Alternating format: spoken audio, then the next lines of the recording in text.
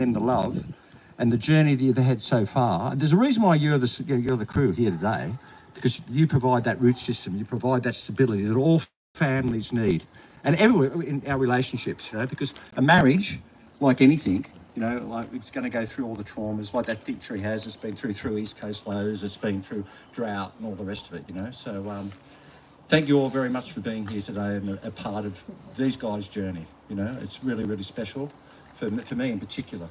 So the last thing I really want to say is a little short story, and it's probably Chapo's story, really, but I have asked his permission. I have asked his permission to share the story with you guys today. But it was a time when these guys were just acquaintances, and Chapo was down at the Sharps Beach car park checking out the surf. Lana was living in Lennox Head. She's going for a jog, as she does. She's going to jog from Lennox Head down to the end of Sharpies Beach. But anyway, they only just knew each other, but they kind of got together and had a brief exchange and all the rest, conversation. And Lana's turned around and she's ran back the other direction, back to Lennox. Chapo's driving out of the car park. He's noticed Lana's done a U-turn and gone, heading back the other way. So he stops and he looks at her. He goes, "Hey, what are you doing, Lana?" She said, "I didn't make it to the end." You know what I mean? And I've spoken to Chapo about that. And he said to me, I think it was at that point that I thought, hey, there's something special about this lady. There's something special about her. And, I'm getting all goosebumpy now, And Chapo, I've known that for 31 years, mate. There was something special about her, and I'm so proud that you guys are together. I'm so proud to have another son. I've got two now. I've got Jack and I've got Chapo, you know what I mean? She's an inspiration to me, as she probably is to all of you people. She's absolutely gorgeous. I love her to death. And this is the cheery part. Anyway, I just want to skip through this. So, I just love her to death, I swim every morning down at Terrigal. I swim towards a yellow buoy. And quite often I'm swimming along and I'm about 20 metres short. And I kind of go, that's far enough. That's far enough. And then I go, what would Lana do? And then I put my head down and I do the extra 20 metres, because that's what she does. That's all I'm going to say. Other than I absolutely love her to death, and thank you all for doing that.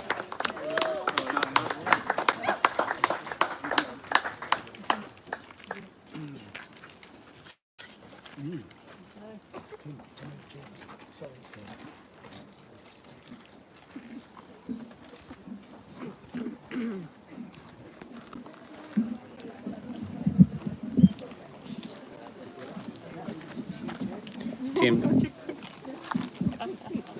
Yeah, that's good.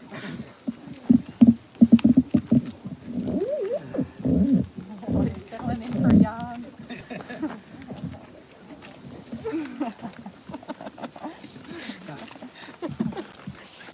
I'll get my brother to do it. Thanks, mate. Just so you don't have to keep doing it.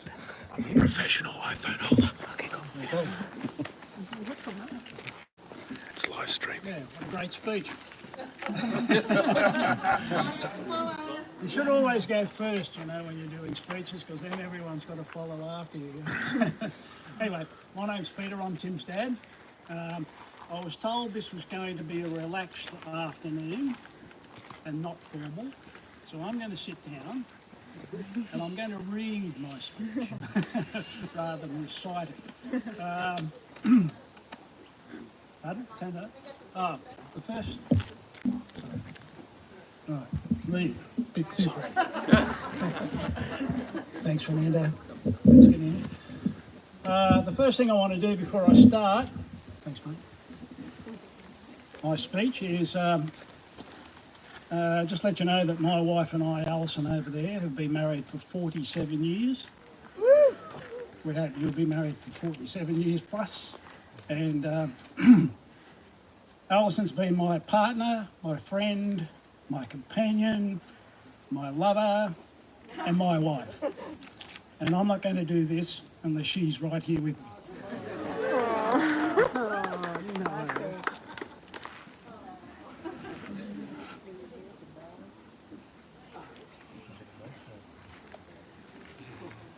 Want a chair? This is Alison, my wife. Hello, Al. Thanks. Waddles. First of all, look, I've got to thank COVID, in a way, to start with, because COVID has brought us here. This was going to take place on the far north coast of New South Wales in an open paddock with one pit toilet. And because of COVID, Maz and Jeanette volunteered their home, and what better setting could anyone have than where Lana grew up, where she spent her whole childhood and her adolescence, and now it's going to be moved on to somebody else, and what a special way to end that era. We'll all remember this day forever. So thank you, Jeanette, thank you, Maz, and thank you, COVID. It's also brought all of you here, and some of you have travelled a long, long, long way. My daughter Prue and Fernando, who's doing the music today, we've travelled down from the Shinya, down from Ballina and Byron Bay way. So thank you all for making the journey. Really appreciate it. All right, I'm not going to try and bore you for too long, but here we go. Okay. The other thing about COVID that I wanted to mention is that Maz has already mentioned this. Bree couldn't be here today, Lana's sister, and that's a result of COVID. And our other daughter, Sarah, Tim's sister, she couldn't be here. She's in Brisbane, and there's restrictions, in that foreign country up north over the border. So she couldn't join us either. So it's going to be special. It's a special day for both of them as well, even in their absence. So thank you again to COVID. That's on the downside. Okay. All right, I'm going to try and go through a few things that reminded me of Tim as I reflected over his life and what's brought him to this point. So he was born on the 13th of May, 1986. Needless to say that Alison, Prue, Sarah and I were over the moon with the new addition to our family, our little boy. While he was little, we moved to Grafton from Jindabyne on his 3rd birthday, and shortly afterwards travelled to America and Britain for spending 3 months travelling around in motorhomes. The highlights for Tim on this trip were 3 days at Disneyland, where he tried to cheat the height component of all the rides. Winning a stuffed toy. The guy said it was the first time he'd ever given out a prize at Circus in Reno, and he later called it Lincoln after having visited the Lincoln Museum in Washington DC, where we went through and saw where President Lincoln was assassinated and all that kind of stuff. So down the track we pulled into a place called the Yogi Bear Caravan Park or Motorhome Park, and the kids ran off, and straight after them was a large ram, a sheep. Chased them where they had to bail out over fences and hide behind brick walls or rock walls to save themselves.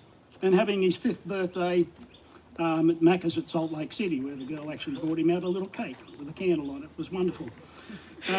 They all 3 kids enjoyed the gypsy lifestyle, sleeping in the motorhome and the caravan parks.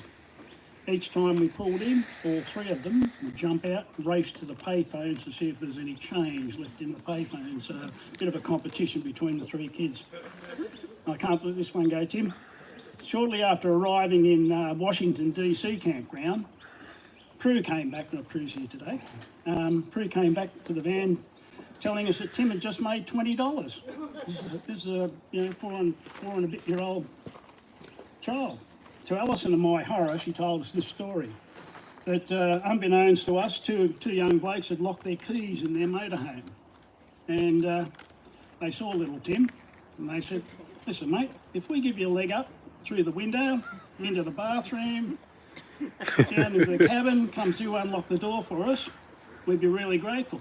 Of course, Tim being Tim, and his nice little nature, said, yeah, no problems at all. Off he went. So unlocked the door, and the boys were so grateful they gave him a $20 note. Well, they'd never seen so much money in all his life. You can only imagine the horrors that went through our mind. In Britain, the highlight for Tim was visiting the Royal Scots Guards barracks in Edinburgh.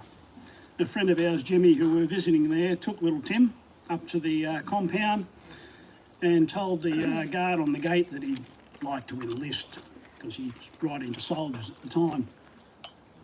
The guard picked up the phone, had a few words on the phone. The next minute, in full dress uniform, out came the sergeant major. Well, son, you want to enlist? Well, let's go in and have a look and see what you're going in for. And he took him right through the barracks and round all, showed him the guns and all the other stuff inside there with Jimmy, of course. And what a thrill that was for a 5-year-old boy. You know? Returning to Grafton, Tim went to school and learned to swim without floaties. Developed a love of football. I remember his first game in the under-6s. The manager asked if there was anyone who'd like to be goalkeeper. You know, little 6-year-old kids don't want to be goalkeepers. So Tim volunteered. I can't remember him making any saves, but I do remember him saying to me one thing when he came off the field. Like all dads, I said to him, well, how was that, mate? And he said, Dad, I had the best time. From that moment onward, football became Tim's focus, and for many a year to come. Moving back to Valentine, he viewed school as an unnecessary complication to his game of football at recess and lunchtime. Down on the school oval. He developed a very fierce competitive nature. He managed to quickly work his way up in the Saturday competition to the first of the under-12s, and was playing in the striker position, and he loved every game that he played in. He was just a very competitive, sporty young kid.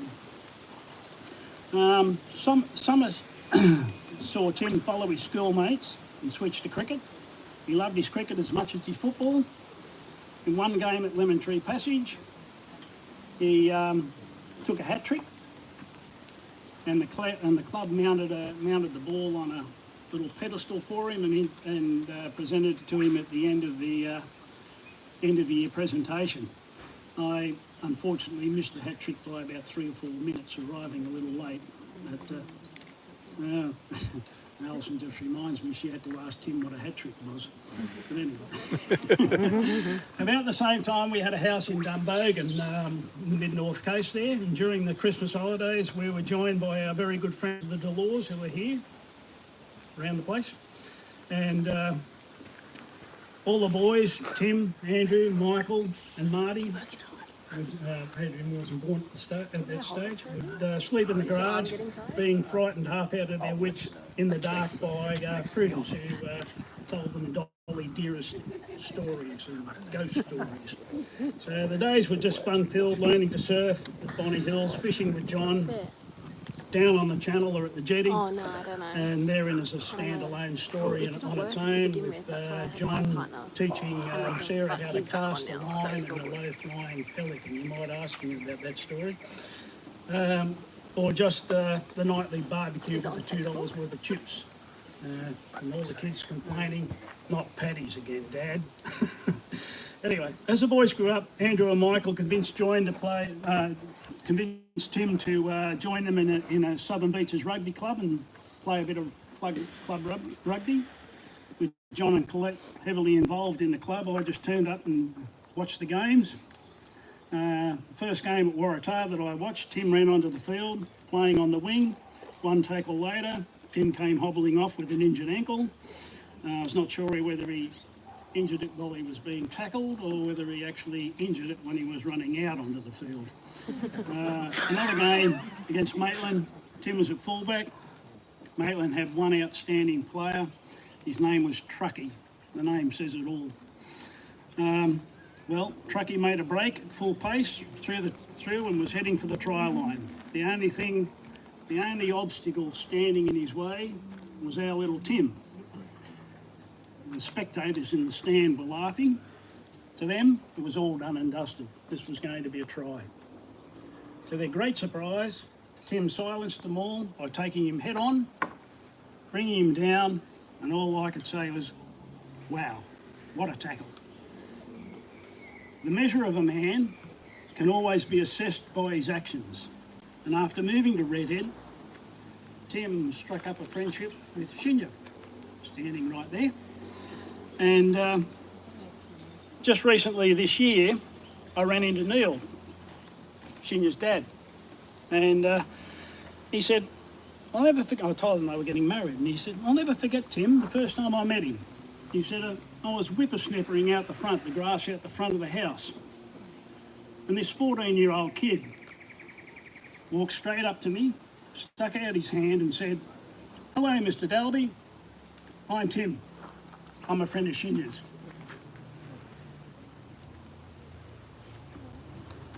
Neil, like me, was mildly impressed with that from Tim. Sorry, I'm choking up a little bit.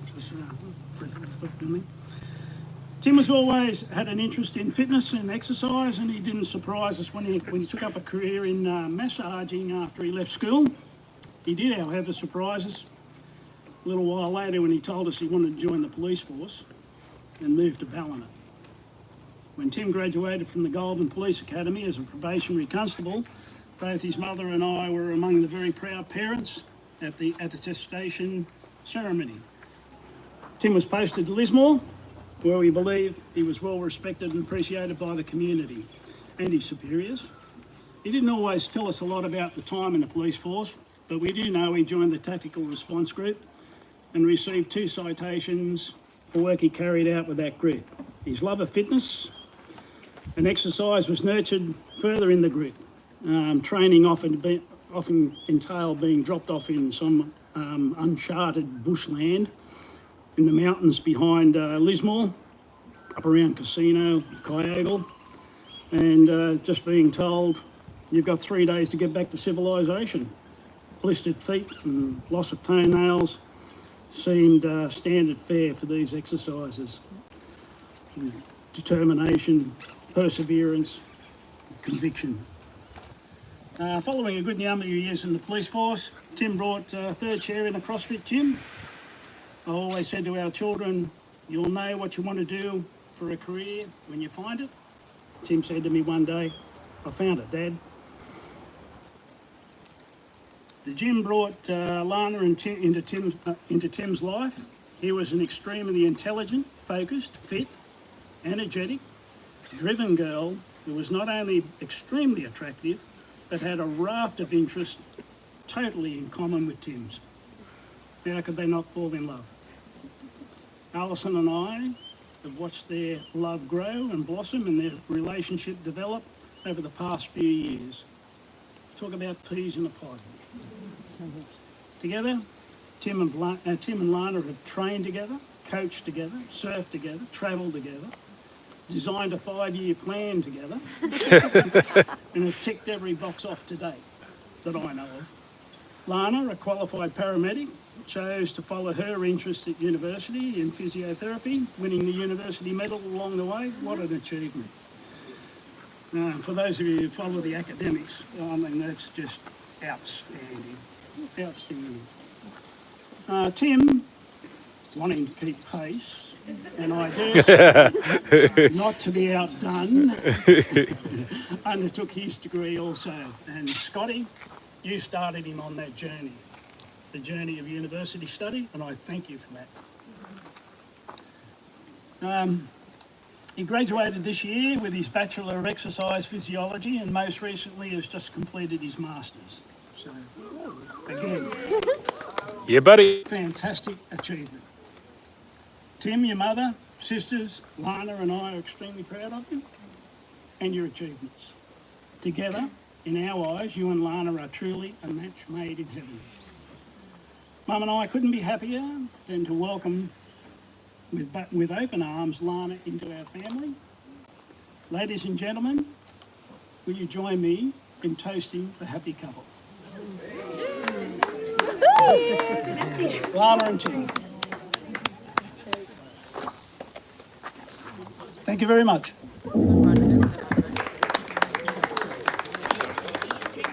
Thanks, mate. Got my cooties and everything. I thought it was yours. It looks like ginger beer. Trying to work out when to take the cider off you. And I was like, "Why you didn't try it?" I was watching it. I was like, "Back to do it now." Yeah, right now. And I was like, "Oh, wait, that's I'm so scared." Make sure they get a drink. Yeah. Details. Where's your glass?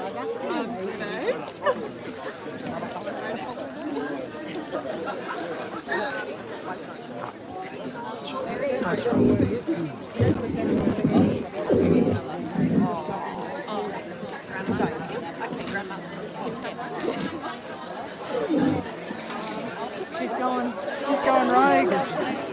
Did you ever thought in your life you'd be live streamed? I did not. Yeah, there you go. You were.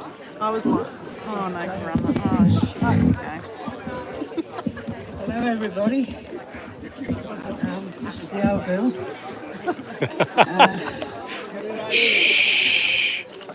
I'd just like to say to you, welcome. What a wonderful day it is for me to be privileged to witness the union of two beautiful, talented, accomplished young people. I'm sure you will agree with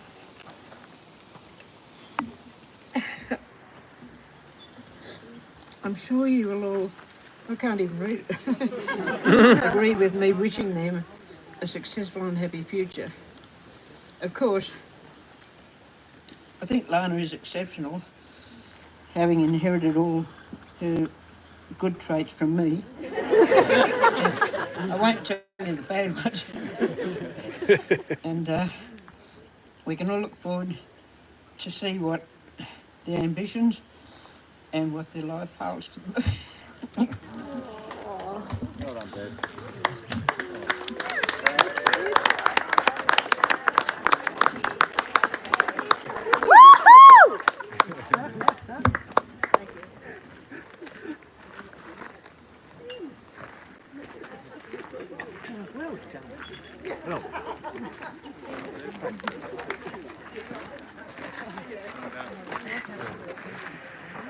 Just here.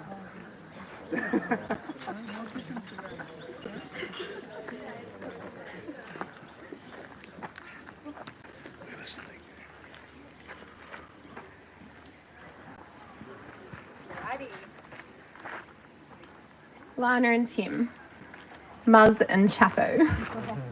Your special day is here. Congratulations. I'd firstly like to thank you for having me here today. It's honestly such a great honour to share this day with you and your loved ones. What a beautiful wedding and such a perfect venue. I always imagined Lana getting married here at her home roots, so I was secretly happy when that happened, like others it sounds. A place of so many memories and so much love. Thank you, Muzza and Jeanette, for hosting us in their Piggott's Valley paradise. For those who I haven't had the pleasure to meet yet, my name is Sky, and Lana is one of my oldest and closest, dearest friends. She has been a constant ray of light in my life since I met her. I'd like to share with you all a few of the foundation blocks of our long-standing and unbreakable friendship.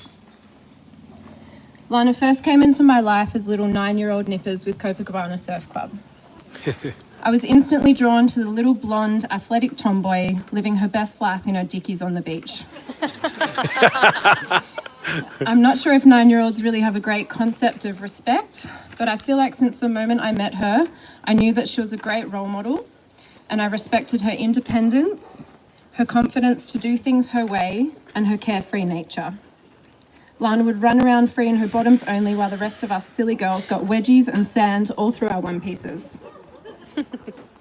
We then spent the first few years of high school together at St. Joseph's College, where I saw Lana grow into the smart and inspiring woman she is today. She was academic, of course, athletic, and an inspiring all-rounder. The only time I saw her falter was when ribbon twirling featured on Sports Day. That was my time to shine. We also worked our first jobs together at Bluebell's Fish and Chips, eating greasy chips coated in fluorescent yellow chicken salt, getting oil burns up our arms, and having prawn peeling and box folding races to pass the quiet times. Both being shift workers post-school, it took years until we could finally line up holidays and take our first trip together. It was a van trip around Tassie and one of the best trips of our life. It mostly rained, and instead of all the hikes we had planned, we ate and drank our way around Tasmania through the pubs and wineries. We found ourselves in our favourite Kathmandu store stocking up wooling warns as we'd only pack summer goods for November in Tasmania. It snowed. That's the wonderful thing about Lana though. Even when plans change like they have today, she always remains positive and happy, calm and graceful, going with the flow, glass half full. Whether it's plan A, B, plan C, or none of the above, she keeps her cool and her calm. I find it fitting that Lana and Tim's first trip together was also a van trip, cozied up in a van around New Zealand South Island, which changed their love for each other as a growing friendship to the deep and long-lasting love we see today. It wasn't long after that trip that we spoke on the phone and she told me she was moving to East Ballina to be with Tim. And not long after that, their fur baby George arrived. Everything was falling into place. It was meant to be. The first time I met Tim, I instantly knew he was right for Lana. He was forgiving when I called him the wrong name straight up at the door. So kind and friendly and a great listener, even listening to me banging out shitty Vance Joy tunes on my guitar. The best way I can describe the two of you is like a big warm hug. Our next adventure together took us to the crisp white mountains of Japan on a snowboarding trip last year. It was on this trip that I got to spend more time with Tim and get to know him better. I also got to see Lana and Tim as the great team that they are, always supporting each other, encouraging each other, and not only each other but their friends. They were both very patient and kind as I slowly made my way down the mountain behind the fit power couple and dragged myself out of scary deep powder. We laughed as we zoomed around the streets of Tokyo in go-karts and sat in happy silence drinking hot chocolates out of vending machines. Lana, you are the most humble, genuine, and warm person that I know. You have seen me through the lowest of lows and the highest joys in my life. You are a friend for life. Not many realize the stressful situations you put yourself in on a daily to help others and to make a difference to people's lives. Not only as a paramedic, but just as a friend, a sister, a daughter, a granddaughter. Every aspect of your life, and I know Tim does this too. It makes me smile inside and out to know that the times between our visits, no matter where you are in the world, you have Tim to make you laugh, to hold you when you cry, and to be your teammate in life. If everyone could please raise their glasses to Lana and Tim, Mr. and Mrs. Chapman, may your future together keep your hearts full and happy.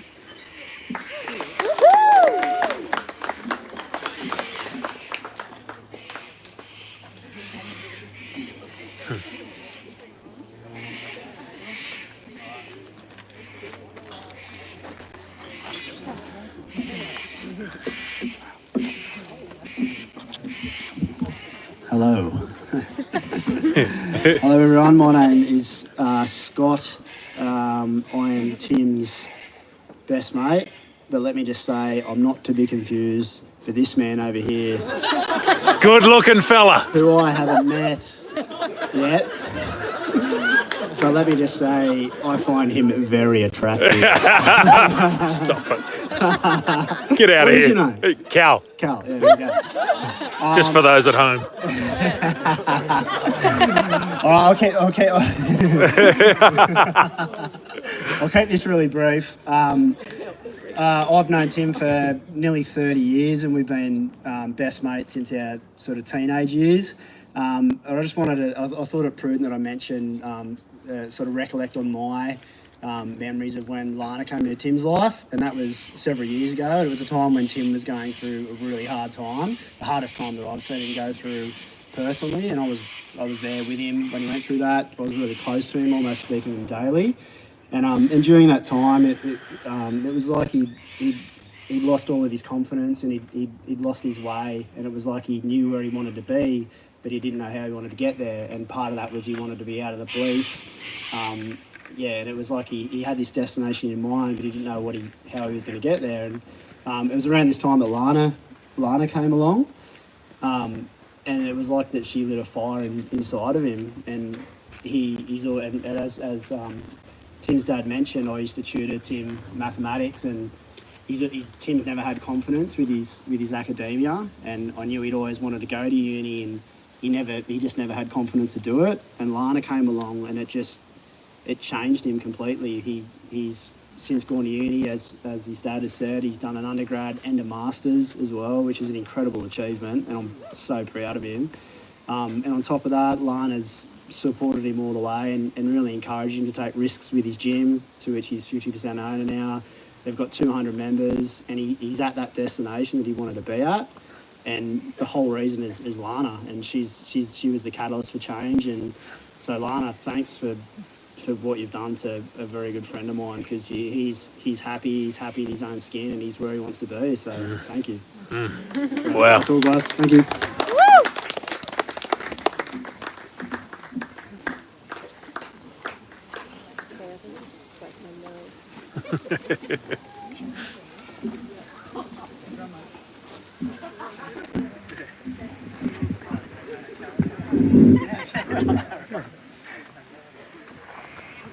Okay. Considering we didn't want any formalities, this is kind of gone a ways, but we wanted to thank everyone for having a few words today. First of all, what an incredible collection of people. We're beyond words and overwhelmed by your being here today. Thanks for being the kind of adaptable, roll with the punches, supportive friends and family that have enabled all of this to fall into place. We're truly humbled by the quality of people that we get to call family and friends. We don't have many formalities. This is it for the afternoon, but we didn't want to miss the opportunity to express our hugest appreciation to everyone. Also to say to all of our friends and family who couldn't be here, particularly Breezer and Sarah, that we love you, and no life event is ever complete without you guys involved. Our first thank you is to all of our guys and girls, every single one of you here who has laughed, cried, given us inspiration and advice when we've needed it, and in doing so shared our relationship with us. We're not for roll calls amongst friends, because there'd be too many, but we are incredibly grateful to everyone, you know who you are, that has contributed in any way to making today what it is for Tim and I. To our sisters, Prue, Bree and Sarah, thank you for being our true north, for bringing out the best and the worst in us. Thanks for making us laugh till our sides hurt, being our biggest supporters and loving us infinitely. Thank you for building us, leading us to who we were meant to be and guiding us to each other. To our parents, thank you for being a perfect example of what true love looks like. Your commitments to each other have been something we have both treasured growing up and is something we hope to mirror in the future.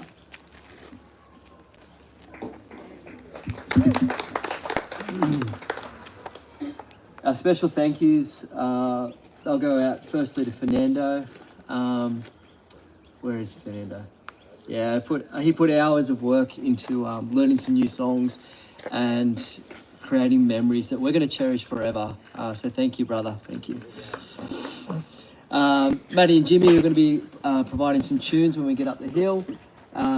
Deb, Sharon and Lynn for being our lovely utility players. Thanks to Leanne for making Lana looking amazing and beautiful today. As well as Jared and Mitch, who are capturing our memories for us today to look back on. Thanks to Kriva, who, when I proposed to Lana, one of the first things she asked me was the possibility of you marrying us. So I'm glad you came on board. To Mum and Dad, thank you for today. Thank you for your continued support you've shown us over the years. the way you've accepted Lana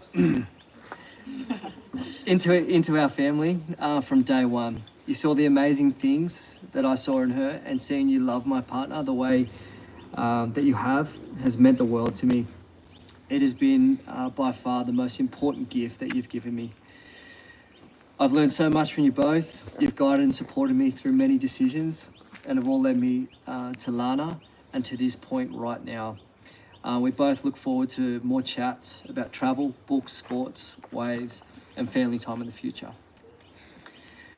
To Muzz and Jeanette, thank you for building this place. I know how privileged Lana has been able to call this home. It feels like a true gift that we're able to start the new chapter of our life with closure of this time at Pickett's Valley. This home is magic. Mars, I was so nervous when I met you for the first time, but ever since then, our first meeting, you've taken me under your wing. Always had such an outpouring of love for me. Lana has idolised you from day dot for an unwavering love of your family and always expressed your qualities as a father and a husband. And I hoped by mirroring both you and my father, I'll make you both proud. Jeanette, when we say today was not possible without you, we mean it literally wouldn't have happened without you. You have done absolutely everything to make this wedding happen.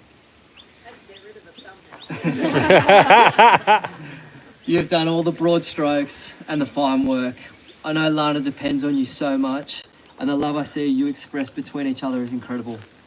I can't thank you enough for today, as well as accepting me into your family, supporting and loving me as one of your own.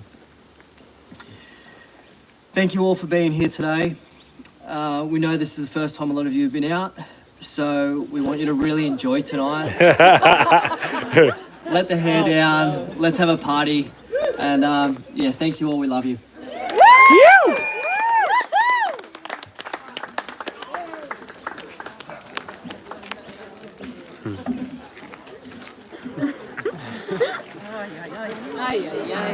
I'm gonna get you another drink.